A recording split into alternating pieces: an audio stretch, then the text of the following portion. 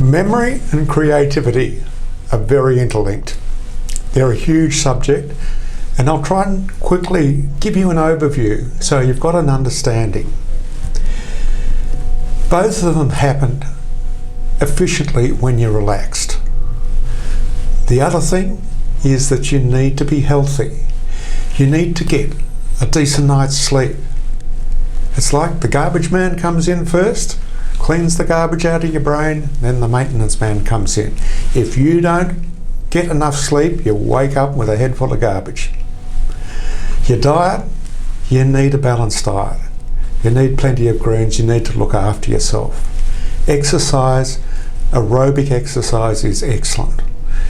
It stimulates your blood flow to get it to the muscles, and at the same time it is going up to your brain. So you need to give yourself permission to relax. It's a part of your work day. Now if we look at the brain waves, we start off with the delta brain waves, which are our deep sleep brain waves. This is where the restorative action happens in your deep sleep. Then your theta brain waves, that's when you just go to sleep, the lighter sleep. This is the REM sleep, or the rapid eye movement. And this is where your short-term memories get turned into long-term memories. This will happen 4 or 5 times a night, with the biggest period in the early morning. So it's another reason why you need a decent night's sleep. Otherwise you're not going to create these long-term memories. And in the theta brainwave period, both your creativity and your memory are at their peak. That's why you wake up and you think, wow, I've thought of this last night. Then you go up into the alpha zone. That's where you're relaxed, you're playful, or you're doing something which is automated, like driving or walking. It is in the 8 to 12 hertz range, which is exactly the same as nature. That's why most people feel so good in nature. So in your alpha zone, you're creative and your mind's working well, your memory. So we need to get that alpha zone working to get us productive. Then we go up into the beta zone. The beta zone is where we're in work mode. So we need the beta to make our creativity and apply what we've come from our memory. So that's what happens in the beta. And then we've got the gamma, which is the very high 38 to 42 hertz range. Now the gamma talks to all parts of your brain, and it is when you get light bulb moments of, wow, this is how we can do it. It is not well researched. They're still working on how it works, why it works.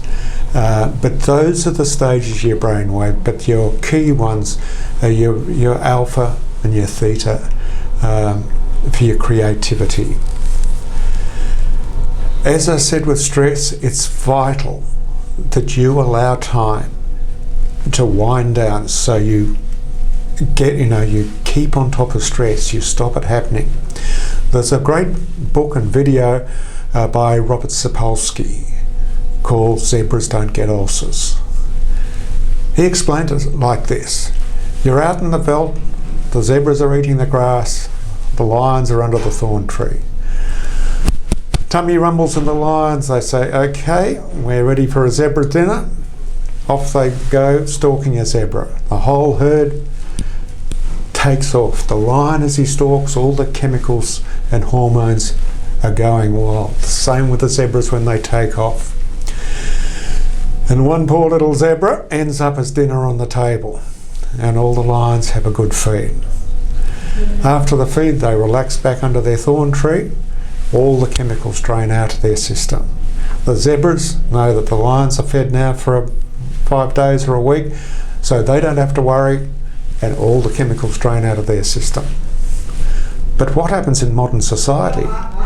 You get up, the alarm clock's ringing, first line of the morning. Then you find that your child's left their lunchbox at school, and the husband's got to go early, And so you get the kids packed up, so you've got line after line, and then you hit the traffic, more lines, and get to work, and things haven't been done, and appointments have been missed. So you get stress built on top of stress, built on top of stress, with no time to let it go. So this is why it's vital that you've got to stop and say, hang on, I'm just going to quieten down and just get rid of the stress that's building up in me. Now with memory, it's very interesting because you don't remember while you're trying to remember. You remember in the quiet time after you try to remember. If you're trying to memorize a speech, chunk it. Put it into a paragraph or two, memorize that, then go and put your feet up, have a cup of tea for the same amount of time. So you might memorize for 15 or 20 minutes, have a rest for 15 or 20 minutes. You'll remember 10 times quicker doing it like that. Always make sure you're in the alpha zone. Make sure, don't try and remember unless you're relaxed. So really relax, chunk your speeches. And this is another reason we talked about earlier on pauses. This is why we pause in speeches. For the memories that work in the audience, you have to give them that bit of clear air. And that's why putting decent pauses, every time you put a really strong message out there, you're going to have a long pause if they're going to remember it. Now when we look at creativity, it happens in the alpha zone, as we said before, but creativity is not creating something new. It is actually joining that and that. It's joining two existing ideas. That is creativity. Whatever we create, we're building on somebody else's work. We're not creating from nothing. If we were creating from nothing, we'd have no speech, we would have nothing. So we're always building on ideas. So the more knowledge that you've got in an area, the more creative you'll be.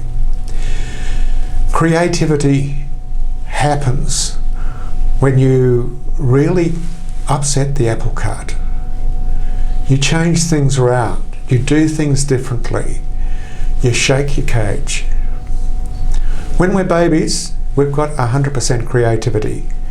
We will do anything to get the attention of our parents. And nothing's wrong. We'll just keep on doing it until it works. And then as we go into school, we're told that's right and that's wrong. If you get it wrong, you're in trouble. So instead of being creative how we do things, we lose that creativity.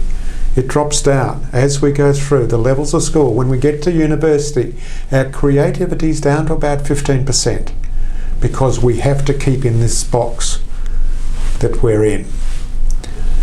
And so there's a big drop in creativity. But everybody is creative, and you can boost your creativity by really looking at how you can change your situation. If I was told you, look, you're in London, jump on a plane and fly back to Sydney. So you jump on the plane, you come back to Sydney. And I'd talk to you when you got back and you'd say, oh yes, the food was terrible, we had to wait there was fog in Heathrow, and it'd be all fairly dull. But if I told you to go and take a plane to China, pick up a vehicle there and drive down through Laos and catch into Thailand and catch a boat to Darwin and drive back from there. What do you think when I talk to you when you get home, what do you think the difference would be? Both times you've come from London to Sydney, but the second time you've been completely misplaced and you've had to do a heap of things that you've never done before. Your creativity when you get back from that second trip will be 100 times more than the dull, old, boring trip. So it's important to try and shake yourself up. You can do things like watch TED Talks for an hour or so, and watch things that you never would have watched before. You can go on to Wikipedia, and down the left-hand side there's a random article, sixth one down on the left-hand side. Hit that, and whatever comes up there, see how you can relate it to what you're doing. And it immediately gives you a totally different perspective. Rather than looking at it from your perspective, you're taken over here to come in from a different angle. So let's say I was designing a desk, and I got a Wikipedia article on pigeons.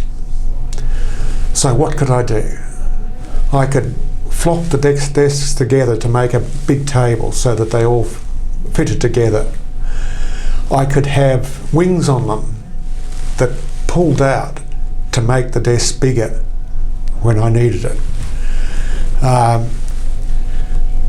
I could have a egg box, a little cooker in the desk that were raised up and down.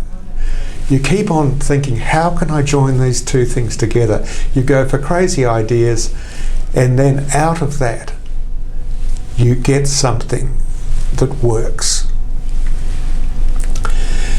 So the challenge I've got for you today is to really make sure you're living a healthy life, you're getting your sleep,